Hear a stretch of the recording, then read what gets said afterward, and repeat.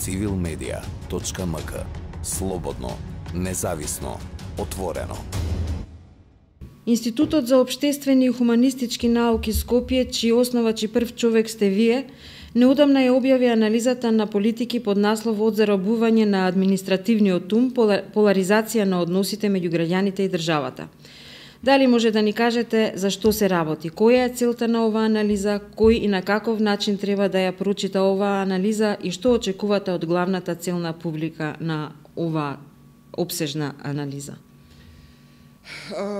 Анализава произлегува од серија предходни анализи што ги имаме работено и не само анализи, врзани за анализите и кампањи на подигање свест, директно застапување, например, застапување на тема деполаризација на политичките односи, застапување на тема заробена држава 2015 не само што направивме анализи кои што овде ви ги дадов по старите изданија од 2014 и 2015, ги направивме едни од првите системски анализи што е тоа заробена држава во наш контекст и тоа се обидувавме да подигнеме свеста за тоа. Значи, уште од тогаш ние работиме на оваа тема, ја продлабочуваме и откриваме незини нови аспекти. Например, од пред некоја година се занимававме со поларизацијата на политичките односи, која што оневозможува вистинска делиберација, да речеме, во парламентот. Потоа ги студиравме изворите на слабоста на законодавниот дом, како форма на власт, наспроти извршната власт, па и судската наспроти извршната власт, се обидувавме системски да ги проучиме изворите, корените на таквата слабост. Сметаме дека корените се системски и на системски начин овозможуваат толкава превласт или надмок на извршната власт над другите форми на власт. Тоа е повторно дел од дефиницијата на заробена држава во ова наша смисла на зборот, наша во смисла на тоа како институтот ја употребува, во смисла на тоа како Европска комисија употреби во извештајот од 2016 и во смисла на тоа како, впрочем, експертите за Западен Балкан го користат зборот. Едноставно се сведува на демократско назадување. Значи, во таа дефиниција на заробена држава влегува таа асиметрија, значи, суштината, можеби, на дефиницијата, асиметријата меѓу извршната власт и другите две форми на власт. Значи, заради тоа го работевме прашањето на парламентот и изборниот систем, повторно за ова да се разбере, ова асиметрија на моќ, го работевме и прашањето на поларизација, како што реков, во име на вистинска делиберација и конечно, во последниве година и нешто, го поставивме прашањето од кое што ние всушност и почнавме. А тоа е, кои се механизмите, конкретните механизми на заробувањето на државата. Сега да ја објаснам дефиницијата и зошто тука администрацијата е централна тема. Заробена држава ние не го користиме како фразата што вообичаено се користи на Запад, како кетч фразата, а не е ни дефиниција политичка во вистинска смисла на зборот, како што се користи на Запад. Дури и обратно се користи на Запад. Капиталот ја заробува државата. Ние уште во анализите од 2014 и 2015 почнавме да го користиме терминот во традицијата на анализите на автори како Андреј Носко, да речеме, од Источна Европа, од бившите социјалистички земји, всушност, на Источна Европа, и во тој контекст специфичен тип на заробување се случува, така и таа дефиниција специфична. Заробена држава е во нашиот контекст еден специфичен тип на дефиниција кој што не може да се изедначи со генеричкиот поем. И заради тоа, еве и во анализата што спомнувате, ние постојано викаме заробена држава во контекст на хибридните режими или и либералната држава во Источна Европа, за да објасниме како го разбираме тоа. Сега, заробувањето е нешто што не нужно се сведува на корупција. Кај нас, медиумите, откако почнавме и ние со нашата кампања 2015, откако ЕУ излезе со извештајот, медиумите, јавноста многу често го користат како синоним за корупција. Не, заробувањето во овој наш контекст, значи на тоталитарен и либерален или хибриден режим, како што разви до перфекција Никола Груевски, се состои дури во нешто сосема спротивно од класична корупција. Значи се состои во трикови и механизми на легализирање на нешто што не би требало да биде допуштено во нормална европска демократска земја. Значи, се што е всушност вие го доживувате на лично ниво, еве дури да речеме како квалитет на живот, како граѓанин, се што го доживувате како корупција, коруптивно на некој начин, недемократско, насилно од страна на државата, е всушност совршено изведено согласно уставот и законите, како што вика постојано порано. И во тоа целиот што се е направено согласно уставот и законите. Кога ќе видите, вие не е дека немате rule of law, вие имате хиперболизиран rule of law, само поставен наопаку на обратни вредности. Сега, ние последниве 2 години, откако излезе вториот извештај на Прибе, кај што тој ја соопштува следнава дефиниција за заробена држава. Вика, заробената држава во контекст на Македонија, ја би рекла може за Србија да се употреби за цел Западен Балкан, се состои во асиметријата, тоа што го кажав на почеток, преголемата моќ на извршната власт наспроти сите други форми на власт. И тогаш предупреди дека ако оваа држава, значи новата политичка елита, не го препознае овој проблем, дека заробеноста и натаму ќе продолжи. Анализата од заробување на административниот тум фактички му предходи, е направена пред индексот за перцепција на корупцијата за 2020 година, во кој Северна Македонија од Transparency International, во кој што Северна Македонија падна на најниското место досега, на 111-тото. Како ќе ги искоментирате овие резултати од истражувањето и дали тоа се надоврзува со вашите истражувања? Тоа на некој начин, јас знаејќи методологијата на Transparency, тоа на некој начин сопоставено на нашата анализа. Ајде да речеме се надоврзува на неја, но нашата анализа од сосема друг тип. И дури сака да поентира, да прати порака, пак во духот на темата од заробување, која е малку поразлична од тоа што е во фокусот на анализите и мерењата на Transparency.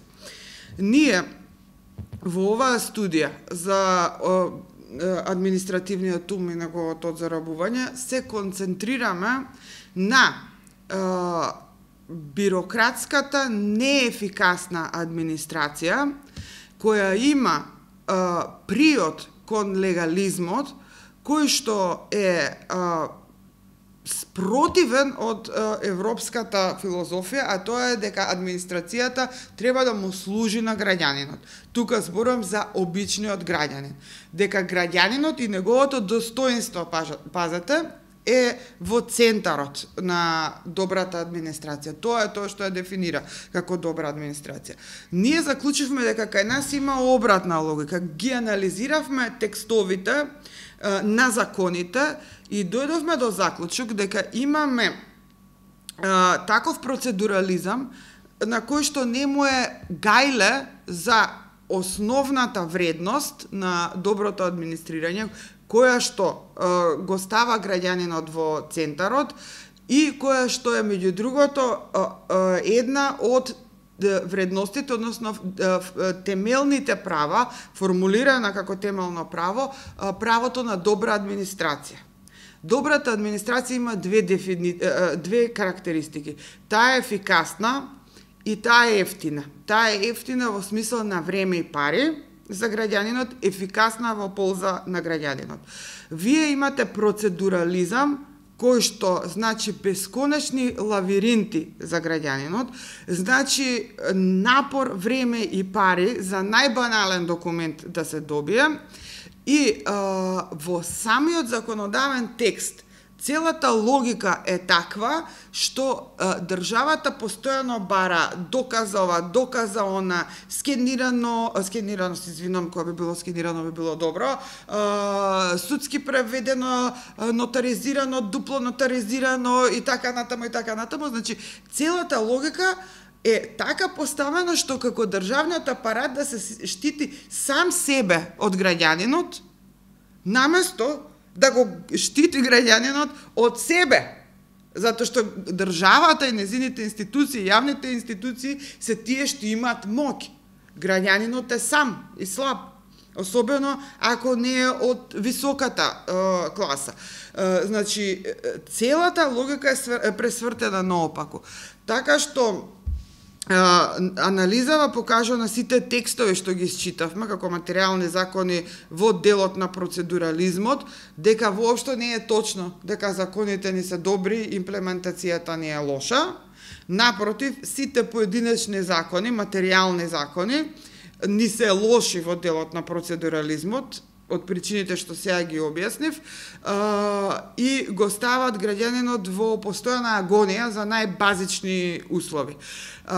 Така што само можам да кажам дека во кратката верзија на оваа студија ние заклучуваме дека од сите закони само еден е навистина добар, а не се применува, и тоа воопшто, тоа е законот за општа управна постапка. Кога тој би се применил, на кај 300 закони би требало да се ревидираат и да го можа ти слободно според мене да го укинат процедурализмот што го пропишуваат, најпосле нема што процедури најбанални во законски текст да стојат и да се раководат според начелата на законот за општа управна постапка во изведбата на процедурите.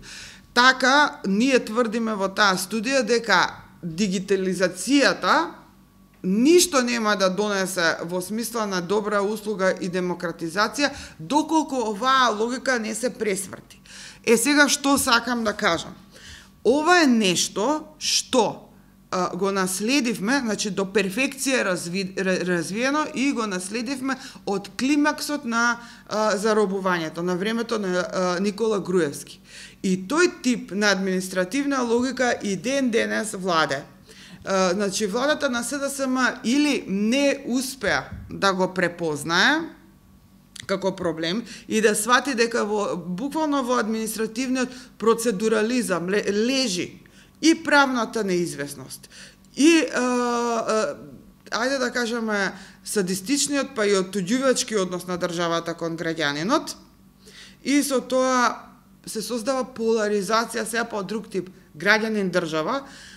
Значи, или владата на СДСМ не успеа да препознае дека тоа не е неутрален технички терен администрација, туку тоа е лицето на левијатанот, со кој што се соочува обичниот човек. И тука, значи, нема постигнато напредок според нас, и тоа е нашата анализа. Сега, нашата анализа како се сопоставува на Transparency International. Нас не интересираше, значи, перцепцијата на обичните луѓе за корупција. И не само за корупција, туку и за нетранспарентна, неотчетна администрација и слично. Ние работевме квалитативно истражување, за разлика од Transparency International, ние работевме со обични луѓе, кои што на краудсорсинг платформа кај нас ги споделуваа своите најобични приказни и агонии од тоа како се мачеле да извод од матична книга на родени, до тоа слушнавме и дека се плаќа под некое прозорче, за да ви го дадат изводот побрзо, до извештај од Народниот правобранител од представки од обични луѓе, кој што соопштува дека Управниот суд никогаш, ама никогаш во последните 4 години, 4 извештаи анализиравме, не пресудил во полза на обичниот човек или на некаков правен субјект кој што се соочил со државата. Значи, тоа потврдува дека нема ни правда. Управниот суд е празна институција лишена од смисла. Значи, ние за разлика од Transparency се концентриравме на обичниот човек. И јас сметам дека не е прашање на политичка волја, дека не е прашање на идеологија и начин на управување, еве као оваа власт, или отсуство на волја да се реши проблемот. Јас сметам дека има слепа точка на непрепознавање дека во таа обична администрација, секојдневна, во наводно легалистичкото, хиперлегалистичкото управување лежи заробеноста. Според мене, по некоја инерција и оваа власт има импресија дека тоа е некаква безинтересна машина на технократи која што така само професионално си ги извршува работите. Не, во самиот процедурализам кој е наследен од гуриевизмот останува филозофијата на заробување или заробувачката филозофија. Transparency International, ја знаете нивната метода, тие се занимаваат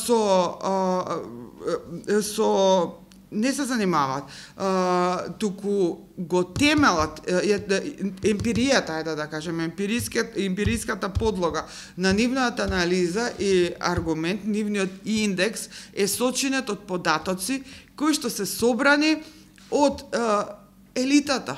Значи, business people, така, business community, нивниот фидбек и експерти, експертски аналитички куки. Ние постојано тврдиме и во оваа студија, и во претходна студија што објавивме, исто така поседуваме податоци од истражување на демографски приоритети на маргиналните општествени групи, во кои што спаѓаат и масовни облици на демографија, како сиромашни, жени и така натаму. Не можам да цитирам студијата, бидејќи само учествувавме како стручна поддршка, интелектуална собственост на друг, но веројатно наскоро ќе излезе, кај што ќе видите дека обичниот човек е соочен со овој хорор на секојдневна администрација и корупцијата гледа таму. Сега, што сакам да кажам? Во тоа истражување се гледа дека обичните мали луѓе воопшто не се грижат за корупцијата на високо ниво. Зошто? Затоа што тоа е не знам, едно ниво над нивната секојдневна реалност, што нив не ги интересира. За нив е тоа висока политика, високата корупција. Нив ги интересира на секојдневно ниво. Тоа што нив им го засега квалитетот на животот. Така што анализата на Transparency International, која што се базира на перцепциите на елитите, затоа што дури и експертите се фокусираат на тоа што е фокус на елитите, значи на политичките елити, Брисел што вика и така натаму, Брисел налага борба со висока корупција, така што таа анализа се занимава со тие прашања, затоа што елитите, интелектуалните елити, тоа ги интересира, тоа сакам да кажам. Бидејќи тоа е налог од Брисел, да се занимаваме со високата корупција, корупцијата на белите јаки. Бизнис заедницата, тоа се нели големите капиталисти и што нив ги засега. Тоа е, јас би рекла, друга форма на корупција, друго прашање од редот на корупција, но тоа не е гласот на народот. Тоа е гласот на елитите кои што е е релевантен, да, како не е важно е прашањето на висока корупција, но тоа се аспекти на корупција кои што имаат врска со создавање добра клима за странски инвестиции, добра клима, нели, за големиот капитал и така натаму, што не е неважно, но тоа не е народното доживување на корупцијата. Многу јасно е опишан и како се формира индексот на Transparency International. Значи, експертско мислење на експертски организации, значи think tank-ови и така натаму, светски банки и слично, и бизнес елитата си стои во описот на методологијата. Не е ирелевантно, но тоа не е сликата на, како што се доживува во медиумите, на народот. И сликата на народот е лоша, но се концентрира на ова ниво, средно и ниско ниво, и го обелоденува фактот дека обичната навидум само чисто стручна техничка администрација е еден вид на опресија за нив, еден вид на отежнување на животот, еден вид на суштинска заробеност на државата што им го снижува квалитетот на живот. Тоа е според мене правата перцепција. И такви анализи, само да завршам, имаме работено ние, потоа ние во рамки на таа поголема организација што спомнав, демографско истражување за гласачки приоритети, што работи, кај што учествувавме ние, и уште една организација, МЦМС, има направена анализа лани за перцепција на корупција на средно и ниско ниво. И тоа е тоа што го имаме како инпут и е различно од Transparency. Концептот за реформи во образованието го понуди Министерката за образование и наука, покрена лавина реакции во академската, но и пошироката јавност. Мотивите за дел од тие реакции се познати, а дел од вашите размислувања и анализи имавме прилика да ги прочитаме и на Цивил медија. Како вие го оценувате концептот, а како реакциите на новиот концепт на образованието? Јас не можам да сватам таква реакција од академска заедница. Значи, реформата се базира на прогресивен концепт за образование. За жал, ние кај нас немаме прогресивна дисциплина научна која ќе се бави со прашањето на образование. Се уште имаме катедри за педагогија. Кога секаде во светот во делумно развиените академски средини одамна имате интердисциплинарни подрачја наречени educational studies. Педагогијата, наследена онака како дисциплина од претходниот поредок, е една дисциплинирачка, идеологизирачка тогаш во југословенското време субдисциплина на учениците, што не знам сега во што се има развиено во така наречената демократија и посттранзицијска ера, но ние немаме, значи, ни соодветно научно подрачје, ова што го кажам, educational studies, за да се осмисли како што треба реформата, една реформа од ваков вид. И сега тоа што е за пофалба кај министерката, кај целиот низин тим, е што тие се успеле да компензираат за овој системски недостаток, еве што го имаме на филозофски со таа катедра каква што е, што одбрале профили на луѓе како експерти кои што работеле на развивањето на концепцијата и од таа катедра, затоа што и покрај незината анахроност како катедра имате профили на професори, на ученици кои што се прогресивни. Значи, според мојот суд се избрани најпрогресивните профили на професори од таму да работат на концепцијата.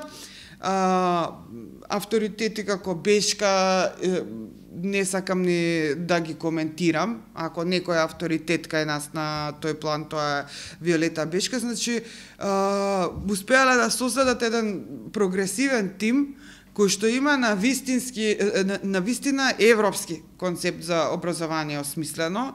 Мене не знам дали треба човек да одговара на оние карикатурални прашања од типот а како ќе се предава интердисциплинарност 15 минути филозофија, 15 минути историја, 15 минути географија. Мислам, тоа е некој очигледно намерно го сведува муабетот на карикатура. Сите многу добро знаеме што е интердисциплинарност и дека нешто такво смешно од таква природа не е. Ми се чини дека постои една тенденциозна карикатуралност, намера да се карикира во јавната критика, но кога ќе погледнете, таа јавна критика се сведува на нешто многу едноставно. Кога ќе ги соочите сите тие професори што критикуваат со прашањето на интердисциплинарност, ќе ги прашате, ама стварно ти мислиш дека тоа ќе изгледа така комично 15 минути ова, 15 минути ова и ти стварно си против интердисциплинарност? Никој нема да ти каже дека е против, затоа што е срамота да си професор во денешно време, а да си против тоа. Сите знаат дека тоа е духот на времето во академијата. Од мали нозе до стари нозе, во смисла на доживотно учење. Значи нема да негира дека интердисциплинарноста е вредност што ја бранат и тогаш се свртува целата дискусија на еден обичен спин. Дека ќе се брише историјата и ќе се редефинира историјата. Јас тоа не сакам ни да го дискутирам, затоа што го сметам за обичен спин.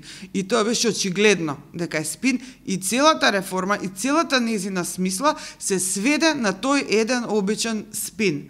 Еве, јас за пиар ефект и ваква, а и нека биде и еден вид жртва, ја би предложила на владата комплетно да тргне историјата и македонскиот таа реформа, а да продолжи со се останато за да докажат дека се работи за вистински образовна реформа, а не за политички трик на национално предавство во функција на Бугарија. И така што дури би ги жртвувала тие два предмети, нека си ги носат, нека си ги предаваат монодисциплинарно, како што ги предавале 80 години, нема проблем, само оставете го остатокот од образованието да се тргне од мртвата точка на оваа баруштина. Мислам, јас таа реформа, како што е добро познато и ете објавував и кај вас зошто, ја поддржувам. Ајде малку за општествената одговорност на интелектуалците во една земја.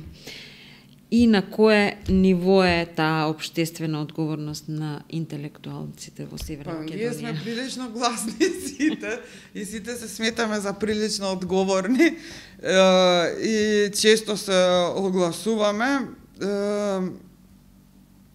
Општествената одговорност на интелектуалецот е да држи до сопствените вредности, кои што се некогаш наспроти двете или трите доминантни политички води, колку и да се. Најчесто, најверојатно, кога звучите чудно, не знаат каде да ве сместат, или де вака, де онака звучите, тоа е најчесто симптом дека вие си го следите вредносниот поредок, а не се приклонувате ни кон една, ни кон друга струја како нивен прислужник. Оние кои што звучат и контрадикторно во вредностна смисла на зборот, но секогаш се со истиот камп, тие е јасно на што му служат. Говорот на омраза е се присутен во јавниот простор, а тој, како што гледаме, не ве одминува ни вас. Кој е вашиот коментар за говорот на омраза? Вака, јас на тој план сум, може да се рече, анархист. Јас не сум за казнување говор на омраза, освен ако не повикува директно на насилство, ако не произведе насилство или ако не произведува душевна болка од типот да биде систематска, да биде константна, да станете практично предмет на еден вид онлайн систематски булинг, да речеме. Значи, има, како да кажам, материјален, опиплив ефект да ви го влоши животот и има димензија на прогонување.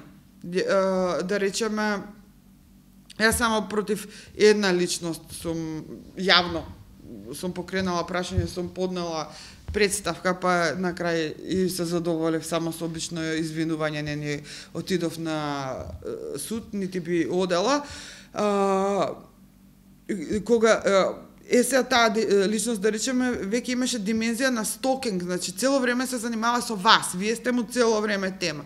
Значи, кога ќе стане стокинг веќе, и го знаеш идентитетот, просто веќе се знае кој е тој човек, тој практично те прогонува, нели, на некој начин, и тој тормоз стана систематски. Јас тука би реагирала, кога има опиплива штета врз квалитетот на животот на тој што е предмет на говор на омраза, инаку мислам дека сите сме доволно големи да преживееме навреди, да преживееме понижувања. Јас ги преживам на дневна база и више сум комплетно отпорна на нив, така што не сум баш снегулка на тој план.